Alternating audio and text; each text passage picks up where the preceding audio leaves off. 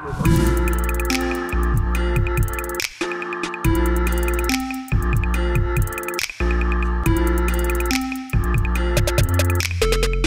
up, y'all? Nick here for Rev3 Games, and I got the chance to play a grip of new Nintendo games at their E3 booth this year, and I'm just gonna run them down in the order that I played them, because that's the order I remember them in. Starting with Yoshi's Woolly World. You probably saw this during Nintendo's E3 press conference.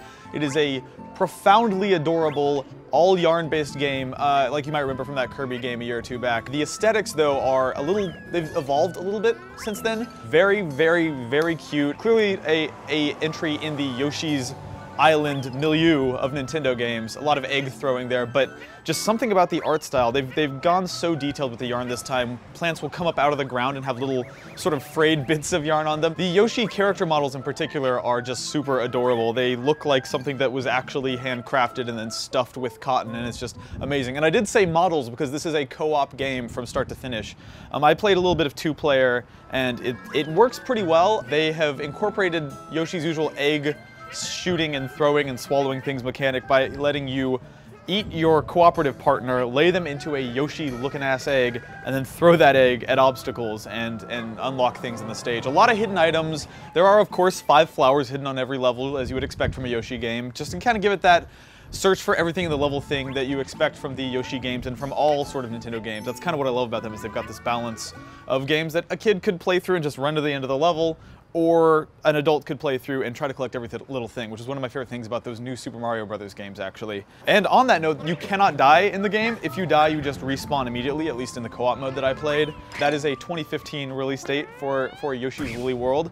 And on the subject of Nintendo games on the Wii U that look like they popped right out of Etsy, there is Kirby and the Rainbow Curse. This is a pretty direct follow-up to Kirby's Canvas Curse, which you might remember as the first DS Kirby game. And like that game, all the controlling is done indirectly through the stylus. So you're drawing these paths, loop-de-loops and like loops, and Kirby's rolling always in ball form up and down these paths. But one thing that really sets us apart, though, is the claymation-based art style. So not unlike Kirby's Epic Yarn and Yoshi's Woolly World, this game has an art style that is completely cohesive and built in an art/craft way. So everything you see, everything is made out of clay, including the rope you draw. So the game is gorgeous, but one thing that's kind of a bummer about it is that you're always going to be looking at the Wii U gamepad because you're drawing all the paths that Kirby's going to be rolling along. And it's kind of a bummer because with this game, you're never not staring at it on there, and you're kind of missing how gorgeous and detailed it really is, which kind of makes me wonder why this wasn't just a 3DS game to begin with, but there you go. The 2 stages I played were an underwater level and a tank level.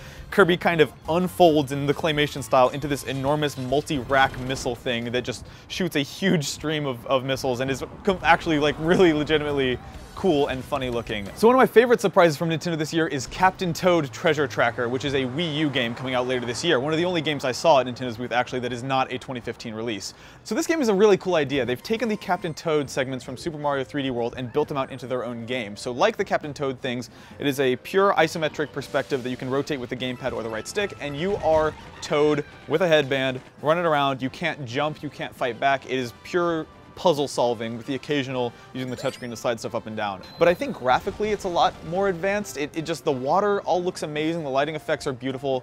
It is probably running on the 3D World engine because that was another gorgeous game. But yeah, just something about it. It's exactly what you would expect if they made an entire game out of the Captain Toad stuff, and that actually extends to the puzzle design. So you've got things that are a little bit more in-depth, these door puzzles. The levels feel maybe a little bit longer and a little less of a tech demo than what we saw in the original game. Speaking of things that were once tech demos, see what I did there? I got to play another game, the Project Robot demo that was sort of created by Shigeru Miyamoto and displayed at E3.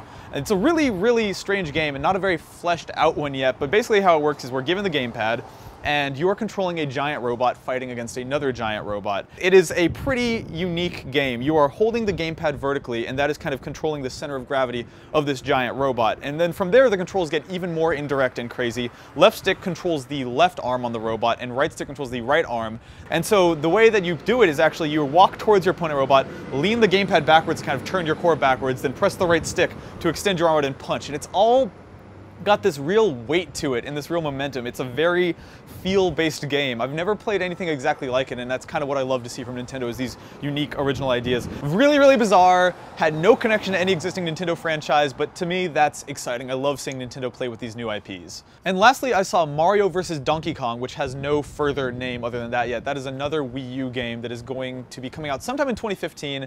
No price point on it yet. It's going to be about 80 stages, and then there's going to be a level editor, so there's going to be a lot of user-created content there. I didn't spend a ton of time with it because, frankly, it felt like almost every other Mario vs. Donkey Kong that I've played since the original.